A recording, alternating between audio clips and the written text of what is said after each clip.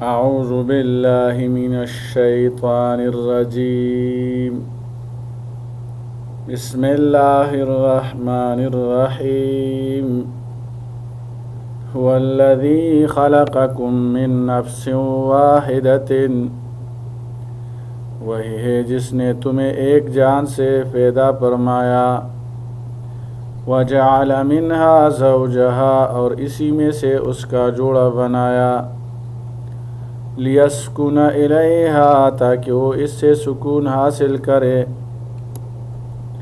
فلما تغشاہا حملت حملا خفیفا، پھر جب اس شوہر نے اس بیوی کو ڈانپ لیا تو اسے ہلکا سا حمل ہو گیا، فمرت بھی، وہ اس کے ساتھ چلتی پھرتی رہی، فلما اثقلت، پھر جب وہ بوجھل ہو گئی، دعوا اللہ ربہما، تو میاں بیوی اللہ سے دعا مانگنے لگے، لئن آتیتنا صالحا، جو ان کا رب ہے، لئن آتیتنا صالحا، کہ اگر تم ہمیں تندرست اولاد عطا فرمائے، لنکونن من الشاکرین، تو ہم ضرور شکر کرنے والوں میں سے ہوں گے۔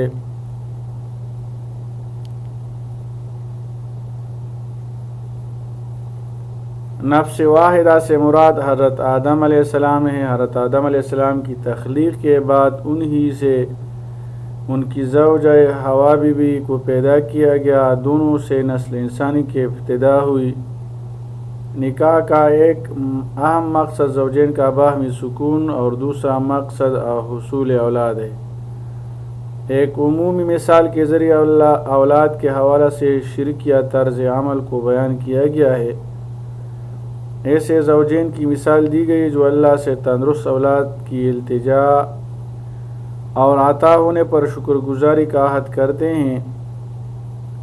یہاں چند باتیں ہیں قابل غور۔ ان آیات میں چند باتیں ارشاد فرمائی گئی ہیں۔ نمبر 1، اللہ نے اپنی قدرت سے پہلے انسان حضرت آدم علیہ السلام اور پہلی عورت حضرت حوا کو پیدا فرمایا۔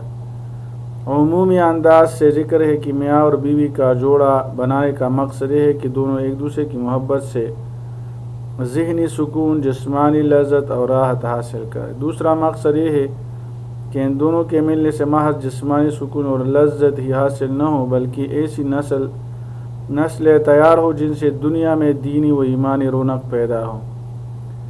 نمبر 3، انسانوں کے عمومی رویے کا ذکر ہے کہ جب میاں اور بیوی کا اختلاط ہوتا ہے تو اس سے ایک ہلکا سا حمل ٹھہر جاتا ہے، جس کے ساتھ وہ عورت چلتی پھرتی ہے۔ وضع حمل کا وقت بہت نازک ہوتا ہے، اس میں زچہ اور بچہ دونوں کی جان کو خطرہ ہوتا ہے۔ حمل اور وضع حمل کے دوران بچے کی ماں اور باپ بہت سی جذباتی کیفیات سے گزرتے ہیں۔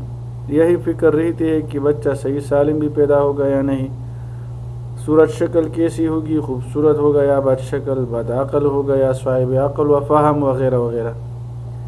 جیسے جیسے وضع حمل کا وقت قریب آنے لگتا ہے تو یہ جذباتی کیفیت اور بھی بڑھ جاتی ہے، اور دونوں مل کر اللہ سے دعائیں کرتے ہیں کہ اے اللہ ہمارے اولاد کو خیر و خوبی سے پیدا فرما، اور وہ پیدا ہونے والا بچہ نیک بخت ہو، خوبصورت ہو، وغیرہ۔ دونوں کی زبان پر یہی ایک دعا ہوتی ہے۔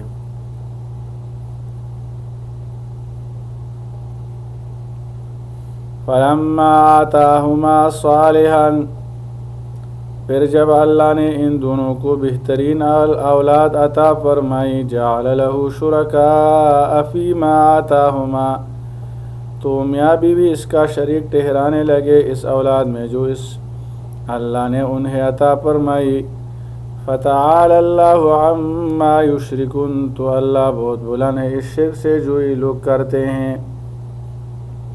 اس آیت کے اولین مخاطب مشرکین مکہ ہے۔ صحت مند بچہ عطا کیے جانے پر ناشکری کی روش کا بیان ہے۔ وہ اولاد کے عطا کو اللہ کے ساتھ دوسری ہستیوں کی طرف منسوب کرتے تھے۔ اس کے علاوہ بچے کا مشرکانہ نام رکھتے تھے۔ نیز یہ بھی بتایا گیا کہ اللہ ان جھوٹے معبود سے بلند و برتر ہے جن کو وہ اللہ کے ساتھ شریک کرتے تھے۔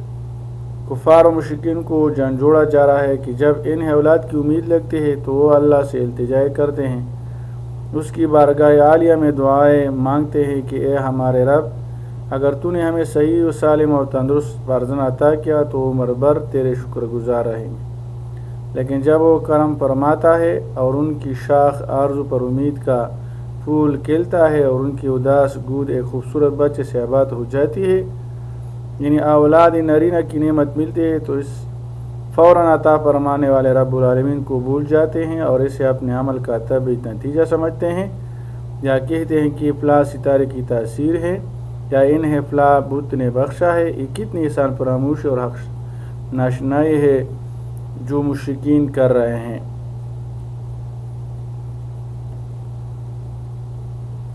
ایشرکون ما لا یخلق شیئا وهم یخلقون، کیا وہ شریک بناتے ہیں جو کچھ بھی پیدا نہیں کر سکتے اور وہ خود پیدا کیے جاتے ہیں۔ اس آیت میں الوہیت کا معیار بتا دیا گیا ہے، جو مخلوق اور پانی وہ الہ نہیں، معبود نہیں۔ اس معیار کے مطابق اللہ کے سوا تمام معبود باطل ہیں، خواہ وہ کوئی بھی ہو اور زندہ یا فانی ہو۔ وَلَا يَسْتَطِيعُونَ لَهُمْ نَصْرًا وَلَا أَنفُسَهُمْ يَنصُرُونَ، اور نہ ان کی کوئی مدد کر سکتے ہیں اور نہ ہی اپنی مدد کر سکتے ہیں۔ یہاں اولین مراد بت ہے جن کی مشرکین عبادت کرتے ہیں، ان کے الہ ہونے کی نفی کی گئی۔ ان خود ساختہ بتوں کی بے بسی ظاہر کی گئی کہ وہ کسی چیز کو پیدا کرنے پر قادر نہیں، وہ نہ اپنی نہ شرک کرنے والوں کی مدد کا اختیار رکھتے ہیں۔ یہ بے بسی ہر مخلوق کے ساتھ وابستہ ہے، اس لیے مخلوق معبود نہیں ہو سکتی۔ وَإِن تَدْعُوهُمْ إِلَى الْهُدَىٰ، اور اگر آپ ان کو ہدایت کی طرف بلائے، لَا يَتَّبِعُوكُمْ، تو آپ کی پیروی نہیں کریں گے، سَوَاءٌ عَلَيْهِمْ أَدَعَوْتُمُوهُمْ، آپ کے لیے برابر ہے کہ آپ انہیں بلائے، ام انتم صامتون، یا آپ خاموش رہے۔ اس آیت میں جھوٹے معبود کی بےچارگی ظاہر کی گئی ہے، وہ شرک کرنے والوں کی کسی پکار کا جواب دینے پر قادر نہیں ہے، لہذا ان کو پکارنا یا نہ پکارنا دونوں کا نتیجہ یکساں ہوتا ہے۔ ان الذین تدعون من دون اللہ عباد امثالکم، بے شک جنہیں تم اللہ کے سوا پوجتے ہو تمہارے جیسے بندے ہیں۔ فادعوہم فلیستجیبوا لکم، لہذا تم ان کو پکارو، تم انہیں چاہیے کہ وہ تمہیں جواب دے۔ ان کنتم صادقین، اگر تم سچے ہو۔ اس آیت میں بتوں کے معبود ہونے کی تردید ہے، یہ بھی اللہ کے مملوک ہیں اور نفع اور نقصان کا اختیار نہیں رکھتے، ان سے حاجت روائی اور مشکل کشائی کی توقع رکھنے والوں کی مذمت ہے۔ مفسر امام راضی رحمہ اللہ نے یہاں بڑی نفیس بحث کی ہے، فرماتے کہ مشرکین مکہ تو بتوں کے عبادت کرتے ہیں اور بت پتھر اور لکڑی کے بے جان مجسمے ہوا کرتے تھے، ان کو عباد امثالکم، تمہارے جیسے بندے کیوں کہا گیا؟ امام راضی نے اس کے متعدد جواب دیے ہیں۔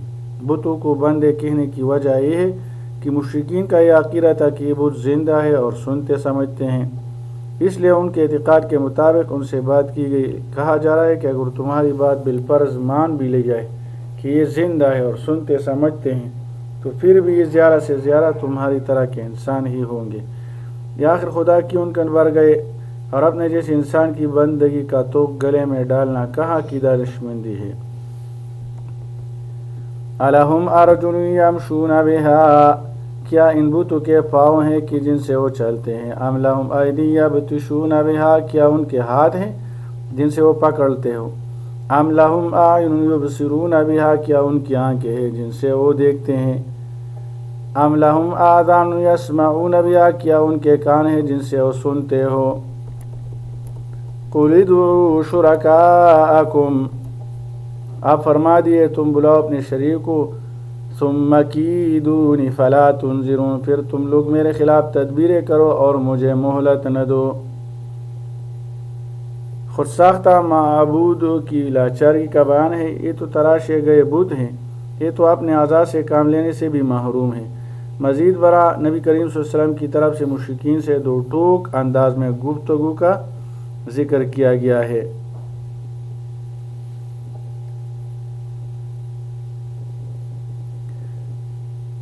والذین تدعون من دونہ، لا يستطيعن ولي الله الذي نزل الكتاب وهو يتولى الصالحين.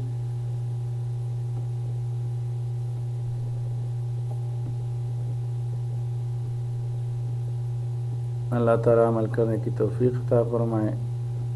وصلی اللہ تعالی علی خیر خلقہ محمد وآلہ واصحابہ اجمعین برحمتک یا ارحم الراحمین.